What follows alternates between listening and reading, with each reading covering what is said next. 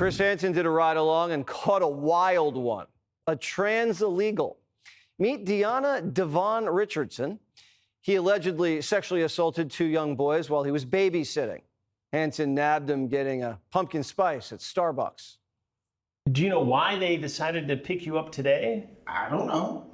I was on my way to an appointment. Right. For a new apartment, and they jumped out of nowhere. I wasn't even paying attention. I was on my way to get the Starbucks.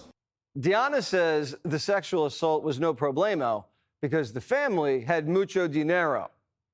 When you're a black individual with a mental disability living in a town that's racist, things happen. What impact do you think that sexual assault had on those two 15-year-old boys? Nothing. They were rich. Wow. Instead of taking accountability, he turned the tables on Hansen and pulled the potatoes. Wouldn't answer any follow-ups. Hopefully you get a better conscience and pick a different topic. How about come in and ask me about my dogs? What have you been doing for the last How about not 47 sexually assaulting 15-year-old kids? How about that? Well, you did. 32 years ago, sir. All right. Are you missing that part? I appreciate you talking. Oh, now you want to leave because I'm giving you advice? Takedown host Chris Hansen. What a sick, I was going to say woman. What a sick guy. First of all, it wasn't 32 years ago. It was 20 years ago when Deanna was Devon, living in Maryland, and was convicted of sexually assaulting two teen boys he was babysitting. Convicted, does time, has some other trouble with the law, transitions into his other identity, his current identity, and is living in San Diego, according to authorities, without registering as a sex offender. I'm sorry. You're here illegally.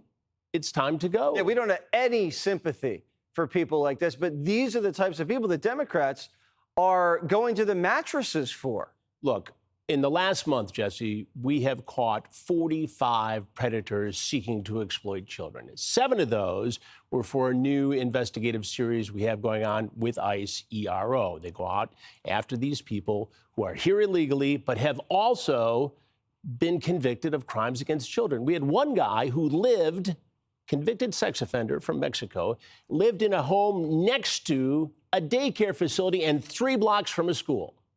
Okay. And as we're doing this, anti-ICE protesters are rallying outside ICE headquarters with no idea as to what we just did. So they don't like ICE next to schools. But it's okay to have a registered sex offender. Registered sex next offender. door to a daycare facility. How is it when you're out with ICE? What do they say to you? They are very happy to have their hard work shown.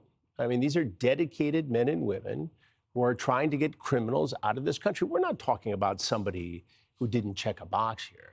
We're talking about criminals. We watched in New Mexico one early morning as they arrested a guy who was under investigation for sexually assaulting children in the home at the time. And this guy is in the country illegally. So they're out there doing this, protecting children, protecting the most innocent asset we have in this society. And, you know, they're proud to show their work. Yeah, and if someone is even accused of something like that and picked up for something like that, they're saying, oh, well, that's not a criminal because they haven't been formally convicted. Yes, I don't care. In the vast majority of these cases, there's been a conviction. Sure, but in that... Deanna's been convicted. I don't care. If you're accused of having sex with a kid and you're in this country illegally, you're going home. Exactly. We're not waiting around and wasting money on the trial. Goodbye. Exactly. All right, Chris Hansen, good to see you. Great Jesse, work. Good to see you. All of it will be on True Blue, my streaming crime network. True Blue. Click here to subscribe to the Fox News YouTube page to catch our hottest interviews and most compelling analysis. You won't get it anywhere else.